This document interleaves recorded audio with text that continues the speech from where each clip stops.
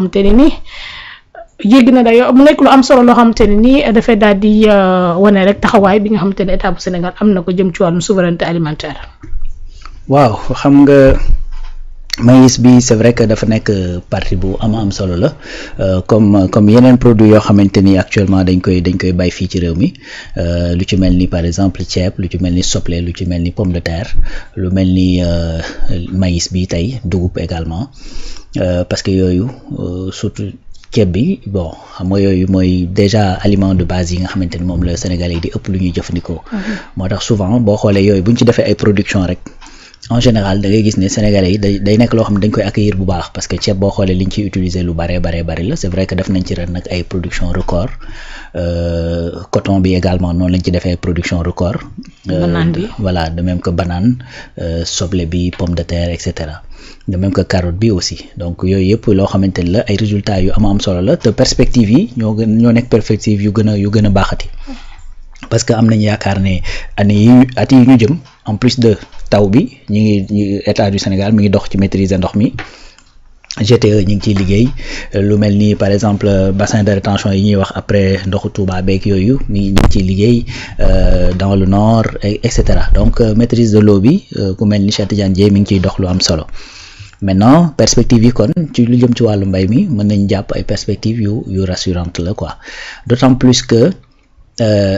ki nga xamante ni mooy ministère de l'agriculture dafay dox ci jëm ci wàllu non seulement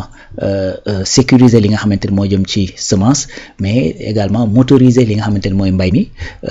daf ci investir également ci li nga xamante ni mooy ay infrastructures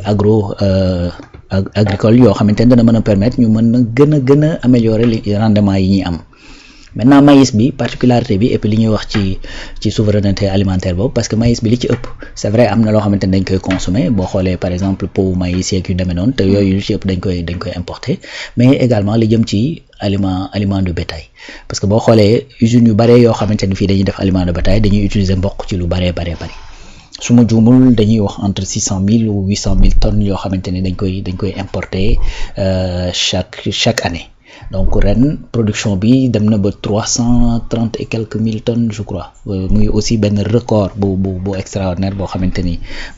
def nañ ko ci wàllu maïs bi mais lu mu ci mënti am rek l'objectif mooy fexe ba nga xamante ni li ëpp ci li ñuy importer danañ ko mën a produire suñu bopp loolu mooy l'objectif léegi nag loolu boo ko bëggee ci dafa am ay préalable yooyu encore une fois boo xoolee budget bi nga xamante ni moom la ñu voté pour 2026 dafay génne ci loolu parce que budget boobu boo xoolee dafa am quatre volets yoo xamante ni moom lay adressé donc 4 volets yooyu dañ lay wax ne pilotage coordination et gestion administrative par exemple gestion administrative sànq boo déggee Mabouba mi ngi wax lu jëm ci mel ni distribuer yenn yi ak yu ni mel jéem a fexe ba digitaliser ko ba nga xamante ni yenn tappale yeeg njubadi yi nga xamante ni day am ci biir danañ ko mën a moytandiku de telle sorte que dana loolu nag dafa am lu muy laaj parce que boo xoolee la population agricole lu ëpp ci ñoom xëy na yegguñu benn niveau de formation bi pour yenn outils technologiques yeeg yu ni mel moo tax may wax ne dafa laaj préparation dafa laaj formation dafa laaj waxtaan dafa dem laaj capacitation et tout ça mais c'est des outils yoo xamante ni mën nañu aider tey am na ay outils IA yoo xamante ni boo ñëwee ci benn tool nga ñëw mën na la scanner par exemple suuf si wax la à peu près ban problématique la fi am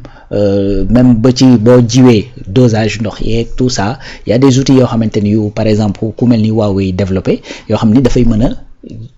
a dimbali ci loolu ay outils IA la yoo xam ne da lay aider à la décision ci agriculture wax la à peu près say rendement par surface ak ñoom seen ak naka nga war a ban quantité ci jiwu nga war a def ñaata ci ndox et cetera pour am rendement bu kii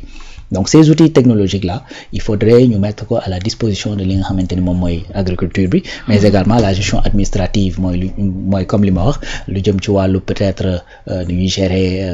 suuf si nu ñuy gérer peut-être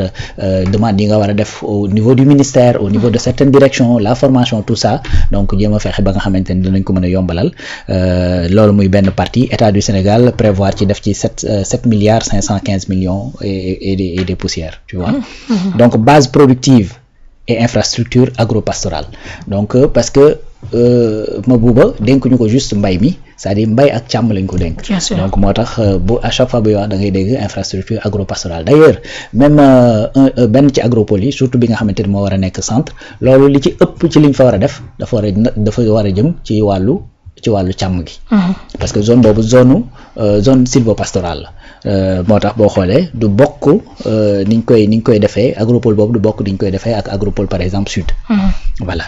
donc loolu lu jëm ci wàllu infrastructure agropastorale ñu prévoir ci 70 milliards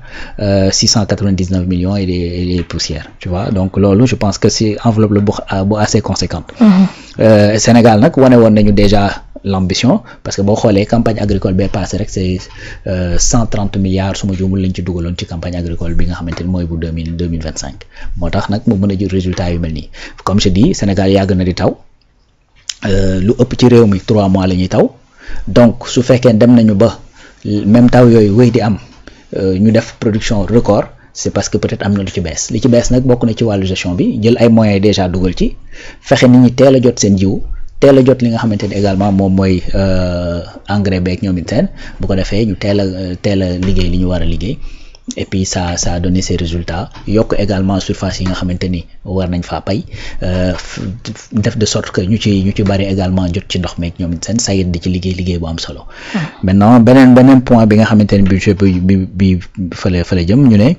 par exemple la production et valorisation des produits végétaux maanaam li nga xamante ni moom la ñuy bay. naka la ñuy def ba valoriser ko ba gën cee bay lu gën a bari loolu dafay dugg dans le cadre de ambition bi ngay wax par exemple ci lii nga xamante ni moom mooy souveraineté alimentaire plus ngay bay lu ëpp plus ngay gën a gaaw di jot li nga xamante ni mooy souveraineté alimentaire parce que souveraineté alimentaire mooy lan mooy tout simplement dem ba nga xamante ni soxlaatoo kenn pour mën a dund loolu mooy souveraineté alimentaire donc et puis maanaam am nga loo dundee ba am nga loo mën a transformer parce que autosuffisance moo am souveraineté sécurité alimentaire autosuffisance mooy li ngay bay doy na lu sëkk pour nga mën a dund loolu nag ambition boobu li nga xamante ni moom la vision 2050 bi am romb na loolu donc romb na juste di bay lu ñu mën a dundee donc dans un premier temps dañoo bëgg a jaar ci souveraineté alimentaire bi mooy bay naa am naa lu ma mën a dundee lu mat sëkk ba am naa loo xamante ni mën naa ko yóbbu ci usine ak zone industrielle yi nga xamante ni Serigne Gueye Diop moom lay installé pour ñu mën ko fa transformer def ko yeneen produit li may napp bari na su ma jaayee li nga xamante ni moom la ñuy togg añ ak reer ak yu demee noonu ma mën koo yóbbu ñu defal ma ko ci ay conserve par exemple li may bay ci ceeb tellement bari na ba nga xamante ni gars yi bu ñu consommer li ñuy togg ak yu demee noonu mën naa ko yóbbu par exemple ci usine bi ñu def ci d'autres produits dérivés mboq bi pareil leneen pareil donc c'est ça l'ambition bi nga xamante ni moom la état du Sénégal am. Après loolu nag y a ce qu'on appelle bien sûr la sécurité alimentaire mooy tout simplement am nga loo mën a loolu n'est-ce pas am nga loo mën a dundee am nga loo mën a transformer mais également am nga loo mën a denc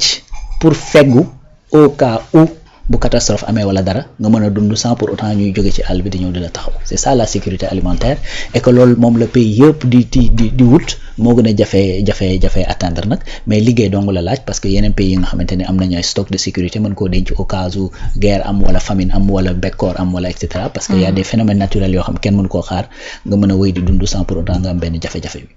donc en tout cas pour l'instant nag fii état du Sénégal jëm mooy au minimum souveraineté alimentaire baylu la doy pour nga dund ba pare am ci loo mën a transformer pour def de la valeur ajoutée pour que nga xamante ne booy génne ci biti da ngay génne des produits transformés comme ni ko naari defee yónnee la ay canettes de jus alors que ñun par exemple des fois fruit bi ñu koy defaree sax mën naa jóge fii tu vois maintenant nag ñun bu ñu amee fruit yooyu ba mu doy sëkk bañ am lu ñu mën a deseeroo mën a jël leneen li yóbbu ci usine ba mën koo def par exemple canette bañ a dem génne ci biti mais ñun ñuy yóbbu ay canettes plutôt voilà donc loolu kon mooy les 142 milliards yi nga xamante ni moom la état du Sénégal prévoir ci budget 2026 bi 142,555 millions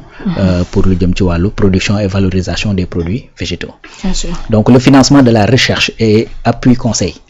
Recherche ak loolu lu tax mu am solo tey boo jëlee toute entreprise boo xamante ni dafa am benn ambition bi dafay am ce qu'on appelle recherche développement.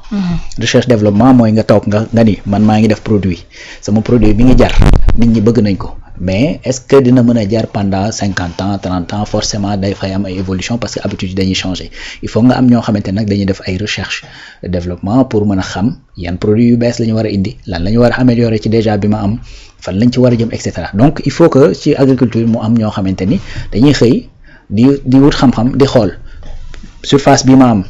dama gis ni su ma fi bàyyee damay am 1 tonne nan laa mën a def ba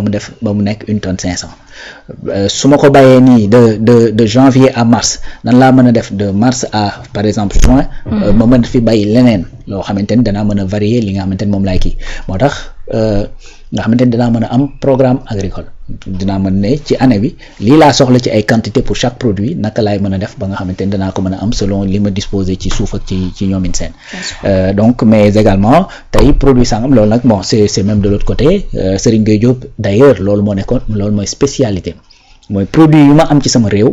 nan laa ko mën a dugalee ci industrie bi def ko yeneen produit yoo xamante ni dana mën a nekk consommation de masse ba mën a jur de la richesse et cetera c'est ce qu'il a fait chez Nestlé loolu moo indi mu créé lii nga xamante ni mooy Cerelac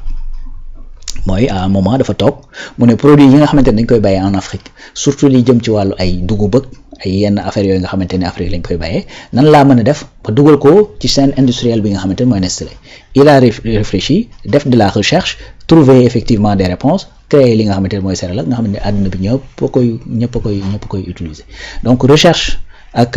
kii bi loolu lay jariñ maintenant dans le domaine de l'agriculture recherche boobu ni muy kii mooy dem xool naka laay fekkee par exemple benn ruba boo xamante ne am na toolam di ci bay par exemple manioc 10 tonnes lay def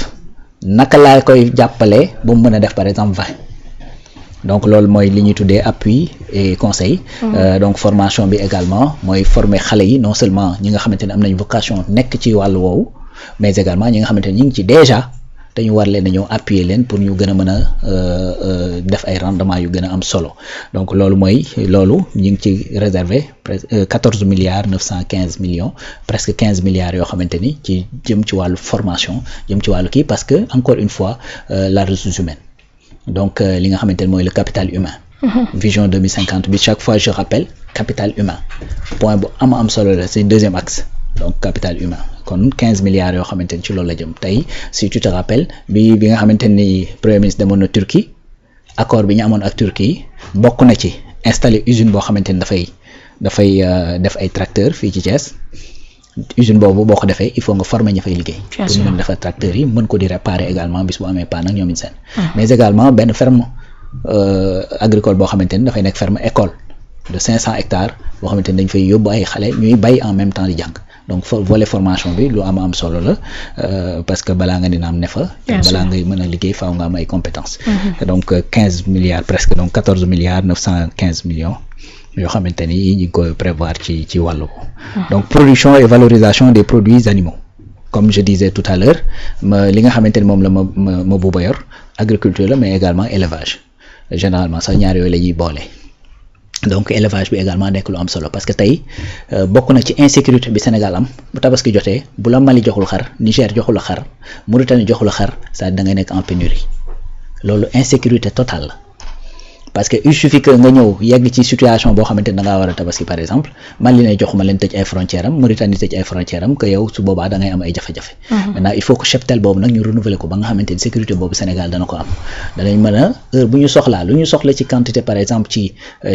ay mala yoo xamante ne war nañ leen mën a effectivement utiliser fii ci réew mi ñu mën koo produire suñu bopp donc loolu donc production et valorisation des produits animaux loolu ci cadre boobu lay dugg mais produits animaux bokk na ci par exemple yor say nag yor sa troupeau rat soow bi fexe ba nga xamante ne da nga ko mën a transformer def ko par exemple ci ay briques wala lu mu ci mënti doon ba nga xam ne da nga ko mën a conserver ba du yàqu ci say loxo donc éviter ce qu'on appelle les pertes post-récolte loolu yëpp combiné ça fait 247,586 millions et effectivement des poussières donc 247 milliards plus de 247 milliards pour le ministère de l'agriculture et de l'élevage donc 355 milliards 93 pour industrie commerce 247 milliards pour ki nga xamante ne moom mooy comment dire agriculture ak élevage loolu à peu près ça te fait un peu moins de 600 milliards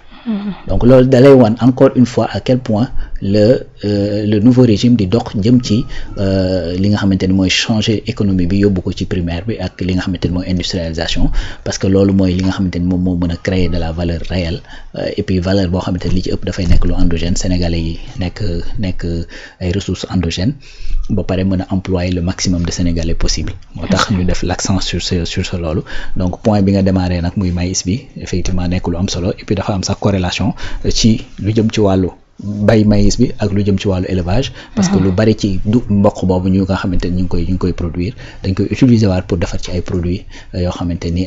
kii lay doon pour lekku xar yeeg nag yeeg ñoomin seen donc tu vois la relation bi nga xamante ni moom moo ci am. mu ngi loolu alors lépp Alaaji Rawane su ma la dégloo bu baax li nga xamante ni moom la ci gouvernement bi di ci daal di poursuivre mooy fexe